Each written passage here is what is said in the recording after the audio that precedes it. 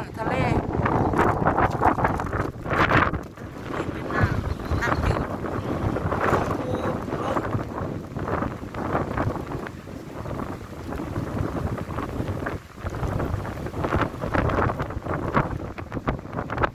ก็แพงเลยเพื่อน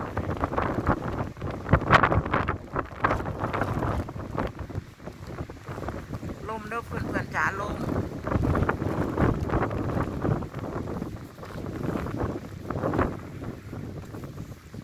แห้ง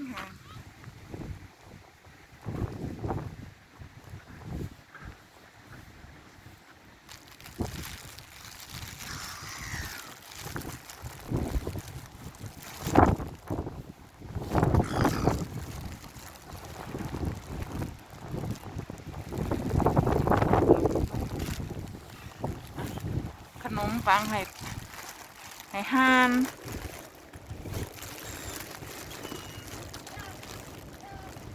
แดดจ้าเพื่อนๆ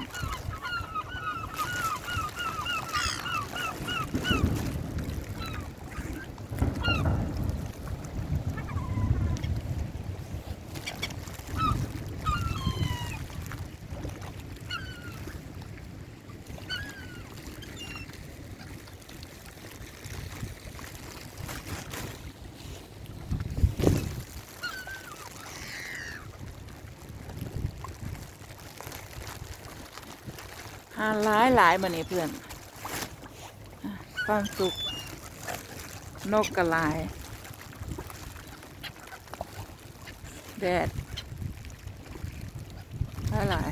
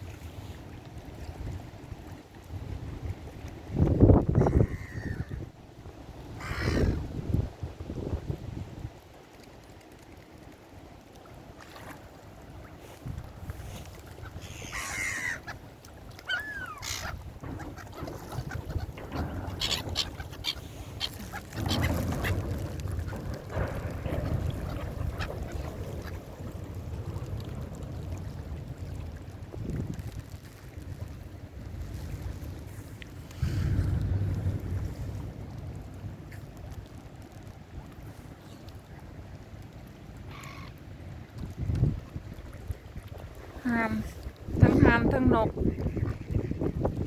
แดดดีเพื่อนๆแต่หนาวลมพัดอยู่วีอยู่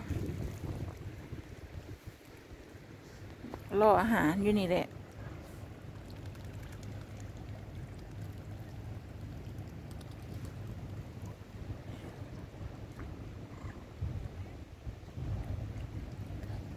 ลมแห้งฮะ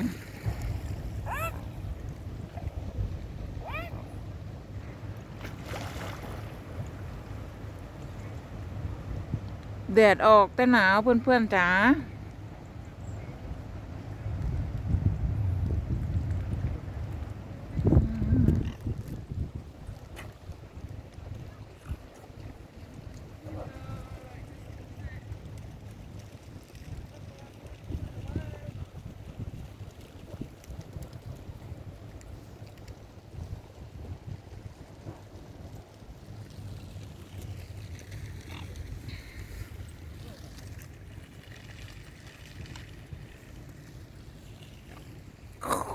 หมดแล้วจ้า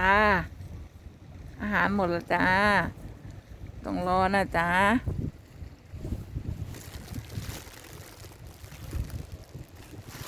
หมดแล้ว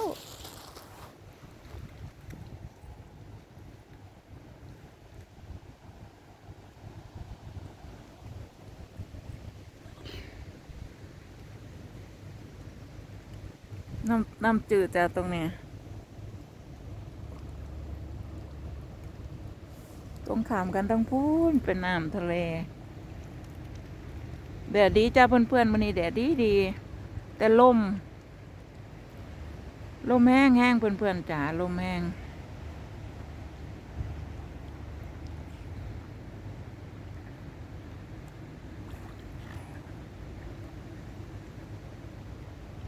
สำหรับคลิปนี้ก็เท่านี้ก่อนเด้อเพื่อนๆหนาว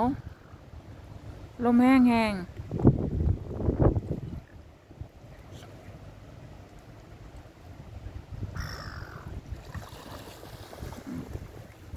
อาหารเหมือนแล้วตีกันแล้ว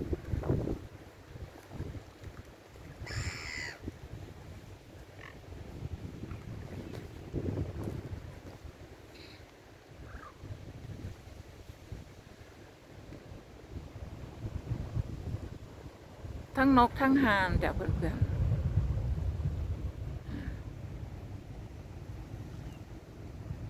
สำหรับคลิปนี้ก็เท่านี้แล้วเด้อเพื่อนๆกดไลค์กดแชร์กดซับสไครต์ให้ยายแอดแน่เด้อ